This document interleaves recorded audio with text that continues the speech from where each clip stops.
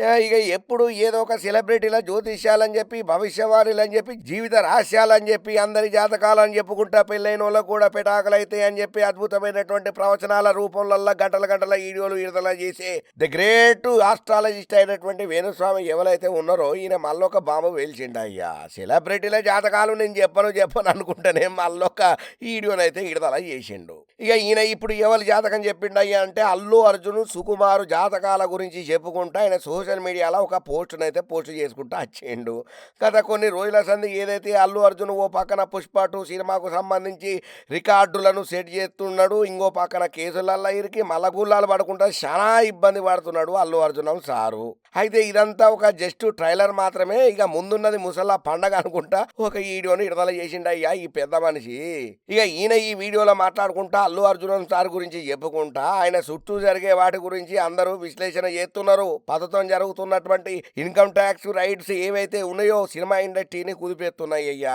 దాని గురించి కూడా చాలా మంది ఫికర్ చేస్తున్నారు. నేను ఆనాడే చెప్పిన గింగిరాలు కొడతారు అని కొట్టబోతున్నారు. ఇక వాస్తవానికి చెప్పాలంటే అల్లు అర్జున్ది కన్యా రాశి, సుకుమార్ది కుంభ రాశి. ఇలా జాతకాలు షష్టాచకం కాంబినేషను. ఇలా జాతకంలో శని స్థానం బట్టే గిటువంటి సంఘటనలు అవుతున్నాయి. ఇక కలవకూడని ఈ రెండు గ్రహాలు కలవడం వల్లనే గిటువంటిది అవుతున్నాయి. ఒకటేసారి ఫైర్ లెక్క బ్లాస్ట్ బొమ్ అని పేల్తాయి. ఇలా జాతకాల కాంబినేషన్ అటువంటిదని చెప్పుకుంటా వచ్చింది. ఇంకా అంతనే కాదు, పేల్తే ఈల బాంబే వేలుడు కాదు, చుట్టుముట్టున్న వాళ్ళకు కూడా ఎఫెక్ట్ బాగానే అవుతుంది అని కూడా చెప్పుకుంటూ వచ్చిండయ్యా ది గ్రేట్ ఆస్ట్రాలజర్ అయినటువంటి వేణుస్వామి. అయితే పత్తానికి అల్లు అర్జున్ జాతకం ప్రకారం ఇప్పుడు ఉన్న శని స్థానం ప్రకారం చూసుకుంటే ఆయనకు శత్రుస్థానము రోగస్థానాలు ఉన్నాయట.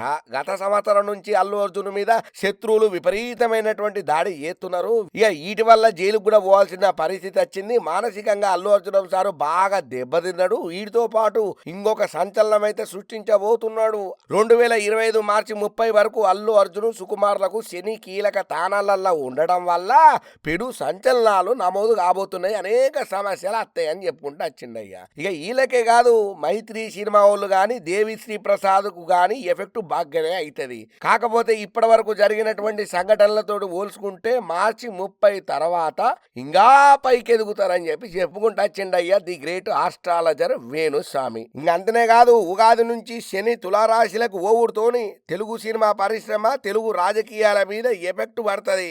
ఇప్పటి వరకు సినిమా టైటిల్స్ ట్రైలర్స్ మాత్రమే మీరు చూసిళ్ళు. అసలైన సినిమా ముందున్నదయ్యా. రాబోయే మార్చి 30 నాడు ఇంకిన్ని చూడబోతున్నారు మీరు సంచలనమైనటువంటి వార్తలు అని చెప్పుకుంటా వచ్చిండు. మరి వేణుస్వామి చెప్పిన అసలు సినిమా ఏందో చూడాలంటే మాత్రం మనం మార్చి 30 దాకా ఎదురు చూడాల్సిందే. ఇక ఇట్లా వేణుస్వామి ఈడోను విడుదల చేస్తే బన్నీ ఫ్యాన్స్ ఊకుంటారు. నీవు సెలబ్రిటీల జాతకాలు చెప్పనని అంటాను, మళ్ళా మా బన్నీ సార్ మీద పడ్డావు.